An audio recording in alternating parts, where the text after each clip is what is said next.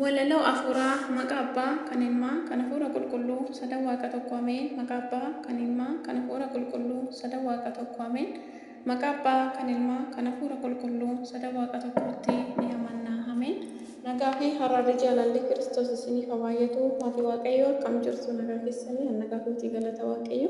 Akkasuma hordoftoonni chaanaalii Ilaalii YouTube nagaa Waaqayyoo bakka isin jirtan hundumatti isiniif haa ta'u. Akkam jirtu nagaa keessanii nagaa fi galanni Waaqayyoo haa ta'u. Har'ammoo mata duree walalootiin deebi'een jira. Waaqayyo hunduma keenya wajjin haa ta'u ameen. Mata duree walaloo kootii hin dogongorinaa mata duree jedhudha. Hin dogongorinaa dhagahaa yaa namaa yaa kiristaanota hin dogongorinaa maaloo yaa namoota waaqa tolfamoota hin waaqeffatinaa waaqayyoomaa keessaan hin irraanfatinaa Iyesuus Kiristoos waaqa jiraataadha barri isaas hin dhumu alfaa fi omeegaadha isa waaqni dhugaa kan biraa hin jiru mootii jiraataadha barri san jijjiiru waaqa jiraataadha barri san jijjiiru waa'ee Maariyaamii xiqqoo isinitti hima isheen haadha keessanii hin leeyyanaa gonkumaa anaaf isinii laatamte fannoo jalatti isheen harmee keenya bara amma baraatti cubbamtuudha jedhu baay'een isaanii qulqulluu akka taate hin dhageenye gurri isaanii torba deesse jedhu gareen isaanii maaliif akka jedhu haadha waaqa isaanii maaliif akka jedhu haadha waaqa isaanii isheen filatamtuudha dhiira bira hin geenye Iyesuus malees kan biraa hin deenye jaallatanii miti waatu dubbachiisa waaqayyoos fakkaatee diina bira ciisa hafuura isaatti isa xuraa ittuma gadhiisa dhugaatti fakkeessee soba dubbachiisa dhugaatti fakkeessee soba dubbachiisa waan isinitti maana caqasaa yaa firaa ergamaan waaqayyoo nu wajjiniin jira nu cina buufatee inni nu gargaara rakkoo fi dhiphinaa hundaas nu baraara nu gargaara jedhu warri jallootaa kan isaaniin eegu garuu ergamoota kan isaaniin gargaaru garuu ergamoota ergamaa waaqayyoo hedduu gargaareera funcaa irraa ciree Phexros baaseera funcaa irraa hiikee Phexros hiikeera jalloonni Daani'el irratti mari'atanii akka inni nyaatamuuf leencaaf darbatanii yeroo sana Mikaa'el ergamaan samiirraa gad dhufee Daani'eliin oolchee afaan leencaa cufee Daani'eliin oolchee afaan leencaa cufee xiqqoon isinitti himaa waa'ee qulqullootaa waaqayyotu waame isaan eebbifamtoota waaqayyotu filate isaan eebbifamtoota dhiifamuu nuuf kadhatu waaqayyoo uumaa keenya isaan nu araarsu waaqa gooftaa keenyaan waa'ee qulqullootaa kam kaasee kabdhiisa hojiin isaanii baay'ee garaa koo na raasa lafeen isaanii illee du'aatii ni kaasa uffanni isaaniis diinota ni baasa uffanni isaaniis diinota ni baasa Ka'een xiqqoo dubbadhaa waa'ee sabalaa gooftaatu nuuf laate hin shakkinaa namoota gooftaatu nuuf laate hin shakkinaa namoota waaqayyotu nuuf laate hin shakkinaa namoota abboommii gooftaatii baraan kan dhaabbatu ijoollee isaaf laate waaqayyo gooftaatu baay'een isaanii jiru kan morman taabota Iyesuustu diige jechuu warri shakkitoota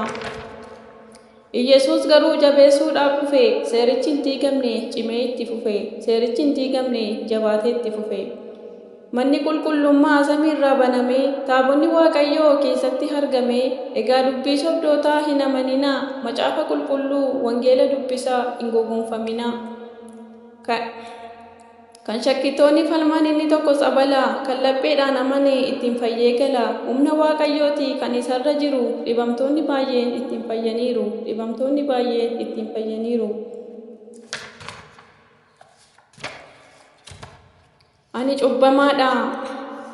ani cubbamaadha yaa waaqa koo badiin koo baay'eedha gaarii hojjechuurraa hammeenyan filadha atanaaf dhangalaastee dhiiga kee qulqulluu an garuu hobbukkee obbolaa koon jaallu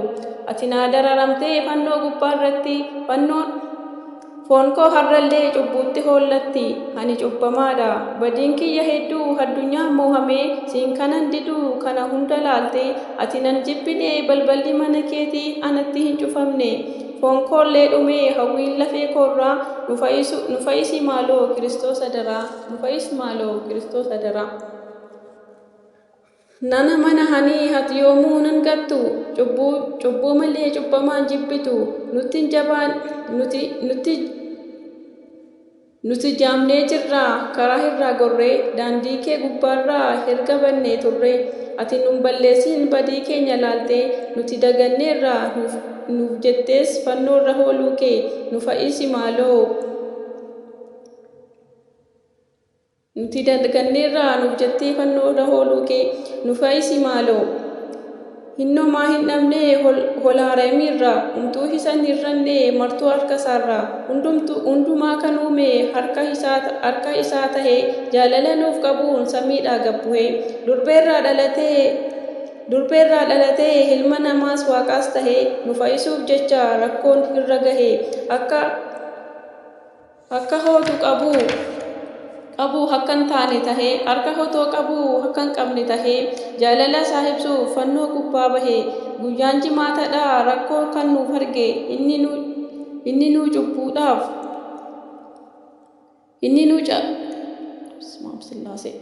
rakkoo nuuf hin arge nu irraa cabsuudhaaf waanjoo nurraa marge bilisa nu baasuuf cinaachisaa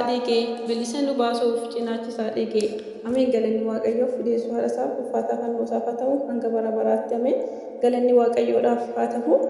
Bakka dogongoraatti kootiitti dhiifama. Iddoon dogongorittis akkana sirreessitan abdii guddaan isin irraa qaba. Galanni Waaqayyoodhaaf haa ta'u hanga bara baraatti. Ameen.